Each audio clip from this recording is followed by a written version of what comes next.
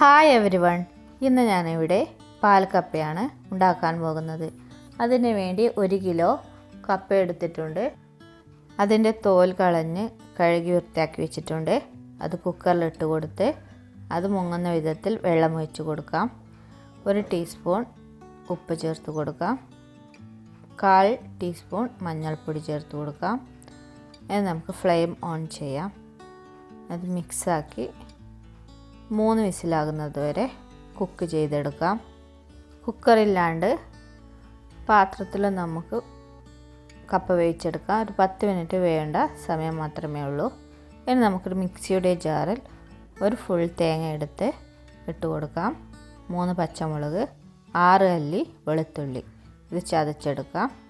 ഇനി ഈ തേങ്ങൻ്റെ പാലാണ് നമുക്കിവിടെ ആവശ്യം. പാല് എത്രയാണ് ചേർക്കേണ്ടത്, ആ കപ്പ മുങ്ങുന്ന വിധത്തിൽ പാൽ ചേർക്കണം.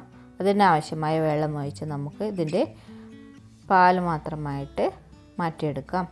അതിനു വേണ്ടി ഒരു അരിപ്പയിലേക്ക് ഒഴിച്ച് ഇത് തേങ്ങയുടെ പാൽ മാത്രം നമുക്ക് എടുത്ത് മാറ്റി വെക്കാം. ഇപ്പോൾ 3 വിസിൽ കഴിഞ്ഞ് അതിൻ്റെ ആവിയെല്ലാം പോയി കഴിഞ്ഞതിന് ശേഷം മാത്രം ഓപ്പൺ ചെയ്ത് അതിലെ വെള്ളമെല്ലാം നമുക്ക് മാറ്റിയെടുക്കാം. അതിന് ശേഷം ഈ കപ്പ ഒരു തവി വെച്ച് നല്ലവണ്ണം ഉടച്ചെടുക്കാം. നല്ല കപ്പയാണെങ്കിൽ പെട്ടെന്ന് തന്നെ നമുക്ക് ഇത് ഉടച്ചെടുക്കാൻ സാധിക്കും. അപ്പോൾ അത് ഉടച്ചു വെച്ചിട്ടുണ്ട്. ഇനി നമ്മൾ നേരത്തെ മാറ്റി വെച്ച തേങ്ങയുടെ പാല് ഇതിലേക്ക് ഒഴിച്ചു കൊടുക്കാം. കപ്പ മുങ്ങുന്ന വിധത്തിൽ തേങ്ങാപ്പാൽ ഒഴിക്കണം.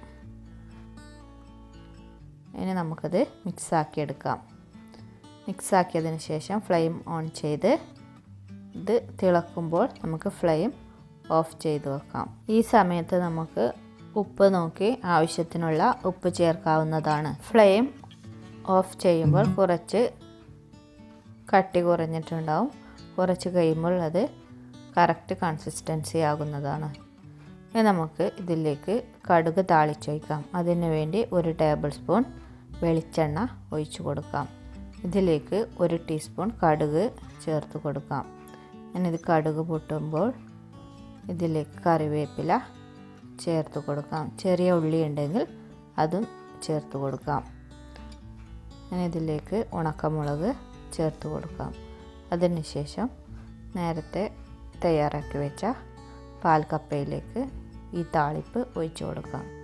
ഇത്രയും സിമ്പിളാണ് പാൽക്കപ്പ ഉണ്ടാക്കുവാൻ വേണ്ടി. എല്ലാവരും തയ്യാറാക്കി നോക്കണം.